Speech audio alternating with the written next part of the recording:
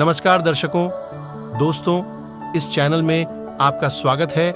आज मैं आपसे जिस विषय पर चर्चा करूंगा वह है एक ऐसे स्थान के बारे में जहां स्वयं भगवान इंद्र ने कर्ण की युद्ध ढाल और कुंडल छुपाए थे। इस जगह के बारे में सुनकर आप भी हैरान रह जाएंगे, क्योंकि इस कलयुग में आज तक इस जगह के बारे में कोई नहीं जानता था। और यहीं पर सूर्यपुत्र दानव कर्ण की युद्ध ढाल और कुंडल रखे हुए हैं। महाभारत धर्म और अधर्म का युद्ध है, जहां कुछ शक्तिशाली योद्धा थे जो अकेले ही पांडवों को हराने में सक्षम थे, और उन्हीं महान योद्धाओं में से एक थे सूर्यपुत्र कर्ण। लेकिन भगवान श्री कृष्ण की लीला ने पांडवों को महाभारत का युद्ध हारने नहीं दिया। कर्ण ने अपने साथ हुए अन्याय के लिए कौरवों की ओर से युद्ध किया। कौरवों की ओर से लड़ने के बाद भी कर्ण के साथ स्नेह का व्यवहार किया गया।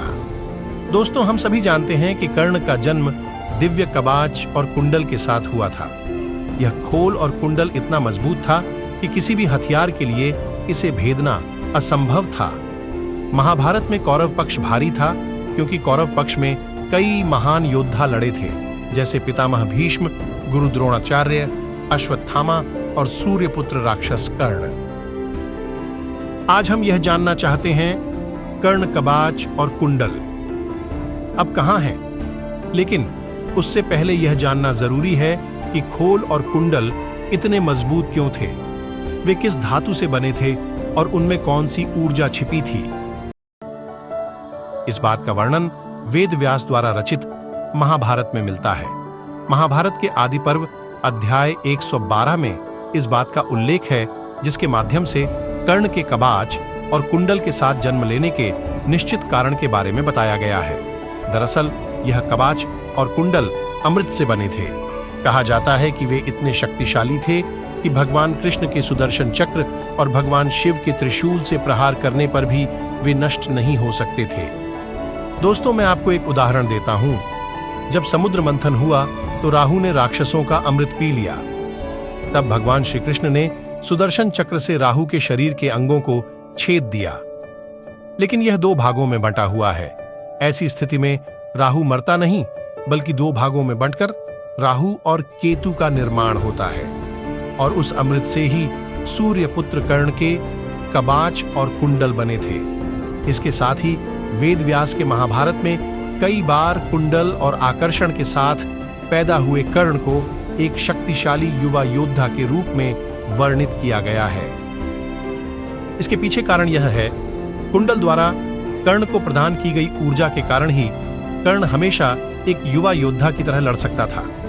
युद्ध भूमि पर कर्ण की गति बहुत तेज थी। उस कुंदन के कारण कर्ण सदैव जोश से भरा रहता था, और उसके साथ कर्ण का आकर्षण अभेद्य था, अर्थात कोई भी हथियार उसे भेद नहीं सकता था। यही कारण है कि यदि आप वेद व्यास की महाभारत पढ़ेंगे तो आप देखेंगे कि सूर्यपुत्र कर्ण को हमेशा एक युवा महारथी योद्धा के रूप में वर्णित किया गया है।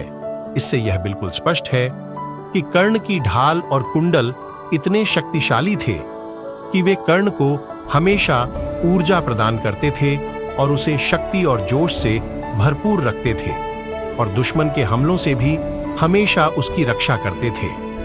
आइए अब पता करते हैं दोस्तों, ये शंख और कुंडल कहाँ हैं। दोस्तों, हम सभी जानते हैं कि महाभारत में कुरुक्षेत्र के युद्ध से पहले भगवान इंद्र ने एक ब्राह्मण का रूप धारण किया था, और सूर्य पूजा के दौरान भिक्षा मांगने के लिए ब्राह्मण के वेश में कर्ण के पास गए थे, और फिर कर्ण ने उन्हें अपना आकर्षण और कुंडल उपहार के रूप में दिया। इसे देने के बाद उन्हें अगम अस्त्र प्राप्त हुआ। तब इंद्रदेव ने ब्राह्मण का भेष बनाकर वहां से ताबीज और कुंदन ले लिया।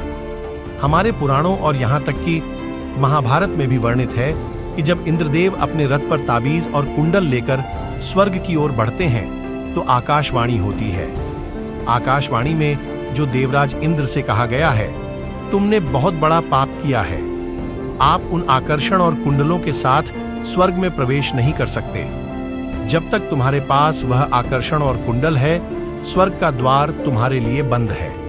ऐसे में इंद्रदेव ने उन्हें ओम पर्वत में छिपा दिया, लेकिन तभी चंद्रदेव उन्हें चुराने की कोशिश करते हैं। परिणाम स्वरूप इंद्रदेव ने एक बार फिर वह ताबीज और कुंडल ले लिया और सूर्यदेव की मदद से उसे गुप्त रूप से फिर से कोणार्क के सूर्य मंदिर में छिपा दिया।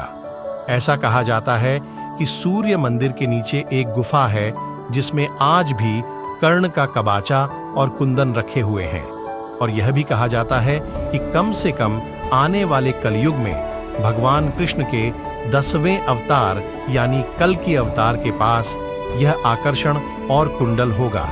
दोस्तों, मुझे आशा है कि वीडियो देखकर आप समृद्ध होंगे। अगर आपको यह पसंद आया तो कृपया इसे अपने दोस्तों के साथ साझा करें।